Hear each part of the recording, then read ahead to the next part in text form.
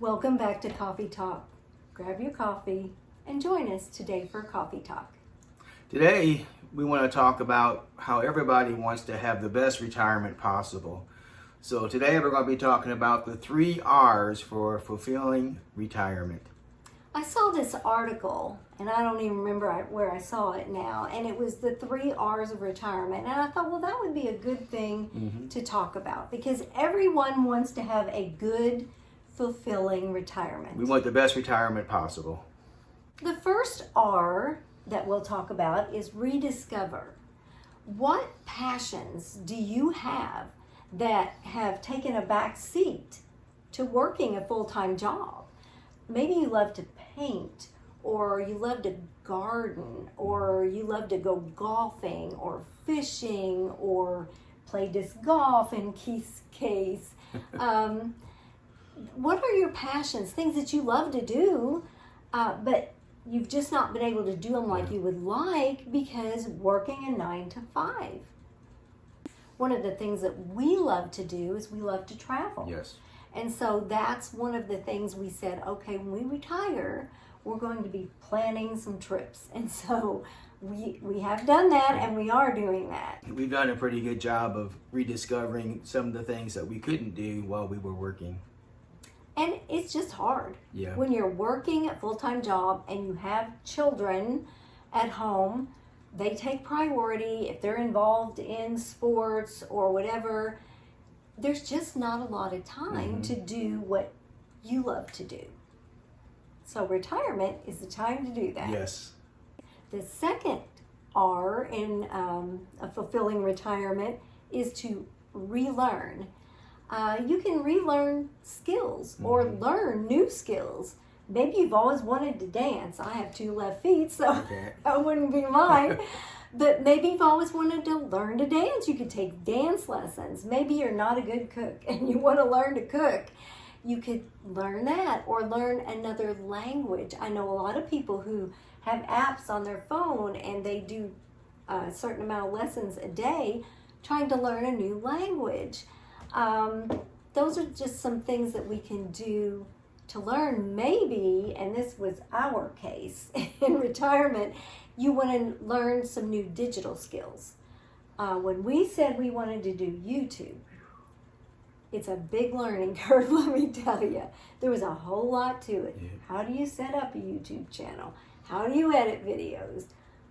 What are algorithms? We had no idea what an algorithm was. So it's been a huge learning curve for us. Now we still have a whole lot to learn, but it's keeping our brains active.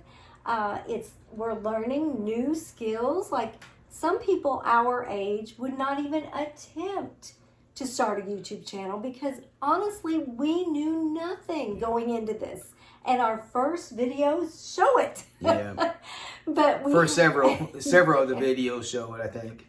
But we have learned a lot in this past 4 years. And like I said, we're continuing to learn.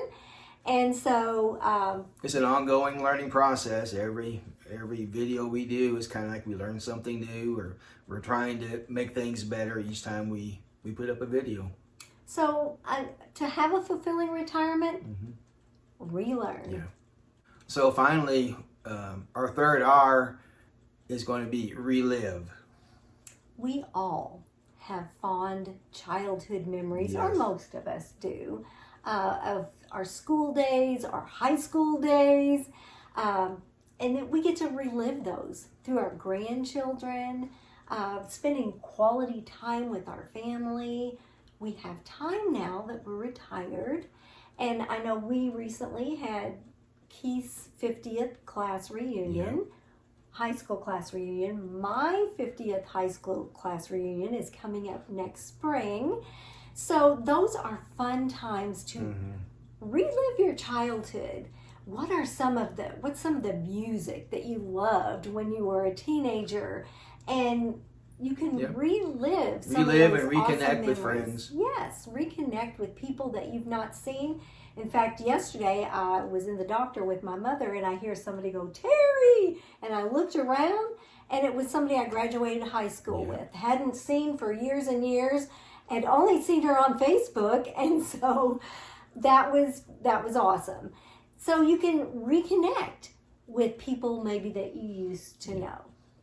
You know, at our 50th, at my 50th anyway, we got to relive the memories of the things we did our freshman, and sophomore, and junior, and of course our senior year. And people remember different things about different people. And it was so fun just to see what people relived or remembered about me and the things that I told them I remember about them. It was just a good reconnection and reliving.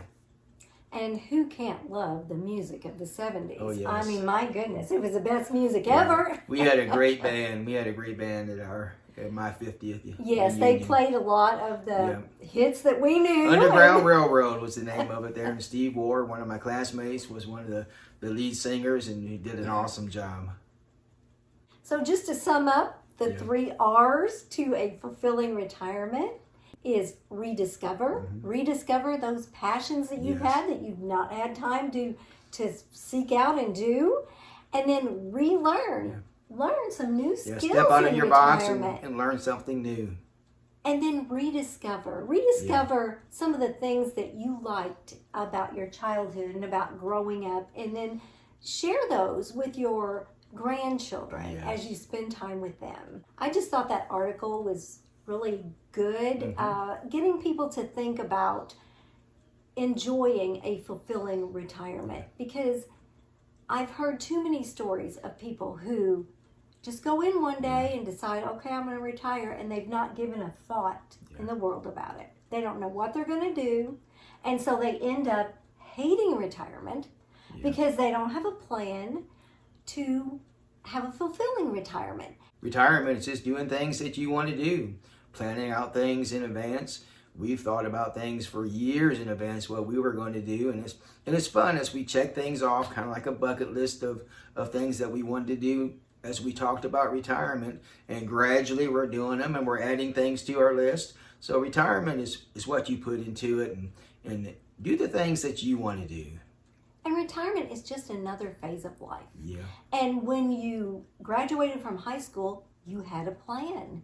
When you graduated from college, you had a plan. And so you have to plan for retirement as well. You don't just go into it with a blind eye. Think about, what do you want from retirement, and then go for it. Thanks for joining us today. We'll see you next time on Retired and Loving It. If you'd like to see more of our videos, click the video that just popped up on your screen.